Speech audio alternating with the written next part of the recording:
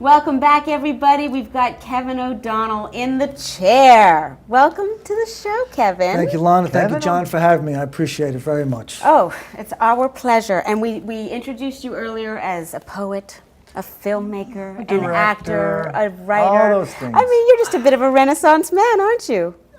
It all came by accident. It all stems from this one piece, one man's life. That's what all the masters say. Yeah, we're going to get to that because what I loved about your story was that you, first of all, you were born in the South Shore of Long Island. Yeah, Bayport, about 60 miles from the Midtown Tunnel. And then when you were 7, you moved to Virginia. Yeah, my grandfather had what they used to call gentleman's farm down in Matthews County on the Chesapeake Bay. Quite Beautiful. a switch. Yeah, we had been down there before for vacations, but it was idyllic. You know, I don't remember having any friends come over because we were the first ones on the bus, the last ones off the school bus. Wow. That type of thing. That's but I had my amazing. brothers and sisters, and we had corn and animals and chickens, and we had a boat, and we had, so there was A straw hat and a no rat. boredom. Absolutely, and barefoot all day. Well, you called it Oh, it's a wonderful, living poem for a 7-year-old. I mean, I love that. I think it was. I think that is a brilliant segue into this journey that you called One Man's Life. Well, I wasn't sure this came about, but later on I figured out that that's where it came from. You know, I write about the running through the fields so tall and so green, you know, running in and out in between with your dog and tassels of yellow reaching the blue of the sky.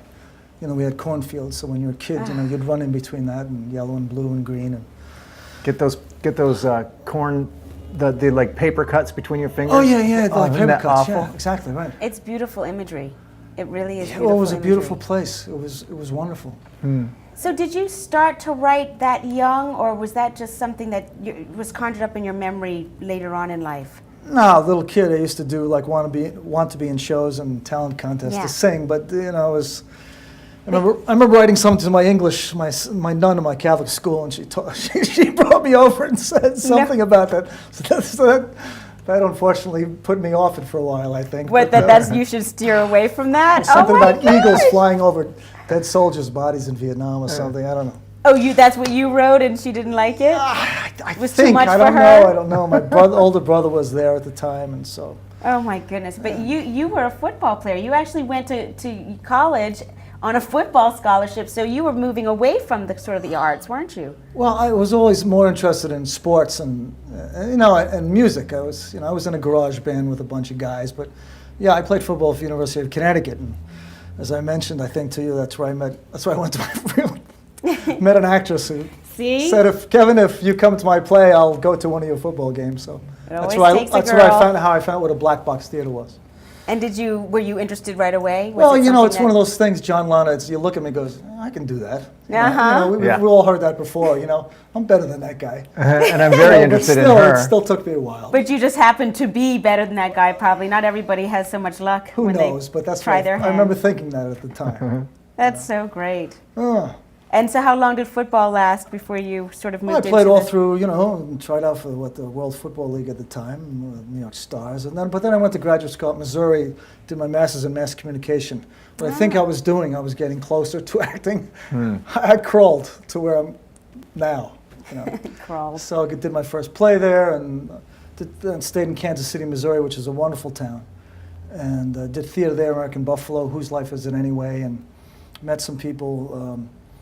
I was just very slow in getting there. Yeah, And then I from hear you. Kansas City, I moved back to New York, to Connecticut. And then that's where I seriously studied in New York after I came back from Kansas City a few years. So let's fast forward to Sure. One Man's Life and Yeah. what that is. Tell me, give us a sort of an A to Z. Well, quickly, one day I was in California, sitting at a desk, I was all alone, and I literally pulled out a piece of paper from my sock drawer, from my wallet. I was never one to write formally, you know, have a notebook or something.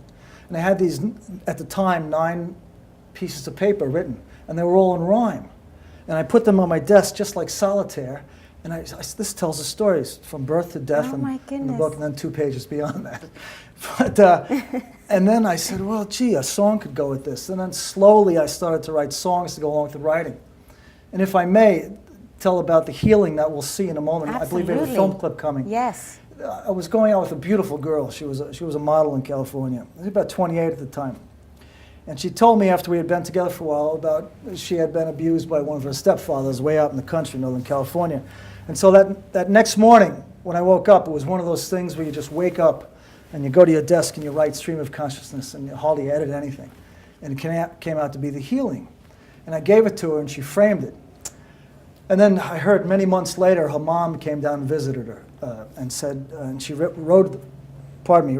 this healing on the wall there. And she asked her, she said, "Is this about us?" And the girl said yes. And it was the first time that they had ever spoken about this, and they had a healing, they came together over this. And so I thought to myself, you know, slow in glimpses here, but I said, this is why this will work, I think, because I didn't try and write it, and because now I know it actually has helped someone. That's And then magical. I wrote this song called The Lovely World off it, which we won't hear it singing in the film, because I didn't want to sing myself a cappella. But I just pulled a few verses out. You can hear the young man in the film.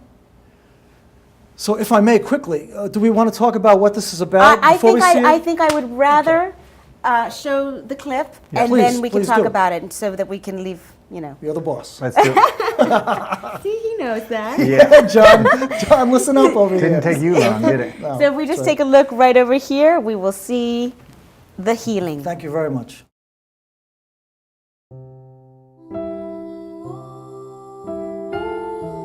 This is the story of 3 secrets in a lovely world. The sad mother, bruised and battered over the years she was. Her secret was one of her own heart. Fearing one of her false loves abused her only child, her daughter. My darling, but he... But you're safe. I was so afraid he'd... I never meant... I'm so sorry.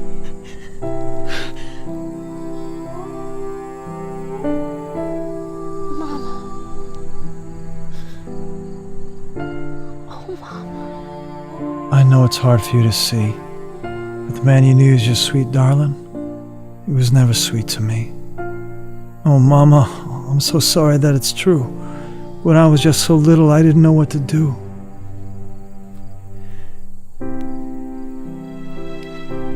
And he came creeping in, and he promised love to me, and he promised it wasn't a sin.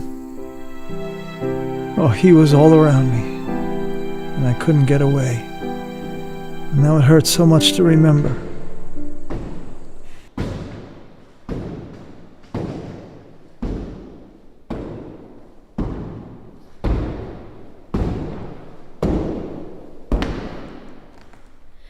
Mama.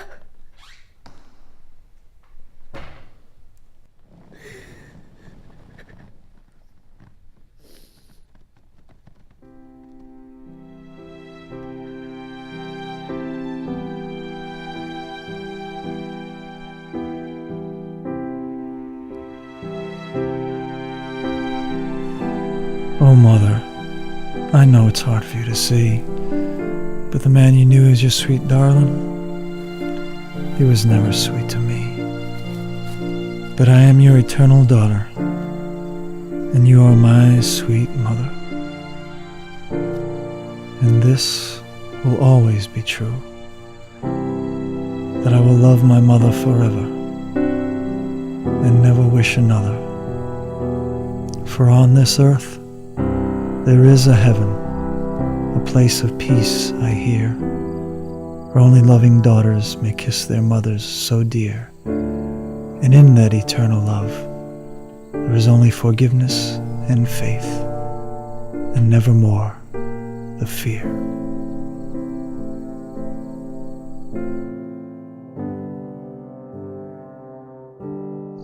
And the next day brought the dawn and the lovely world. And the young man was waiting for her, for he had heard through his heart the night before the 2 secrets. Good morning. And the boy responded, "Good morning. Good morning forever." I dreamed I was falling, It's okay. and you caught me. It's all right. It's all right. You're home now. Yes. You're home forever. And the boy's heart sang. There's such a lovely world within you, such a lovely place to see. And the girl that you are dreaming of is the girl you are meant to be. There's such a lovely way about you, and you shine from shore to shore. And all the boys and girls with that pain in their lives, they'll love you evermore. For your heart just loves and loves, and in forgiveness you do reign. And so the crown of thorns becomes the crown of peace. Your suffering was not in vain.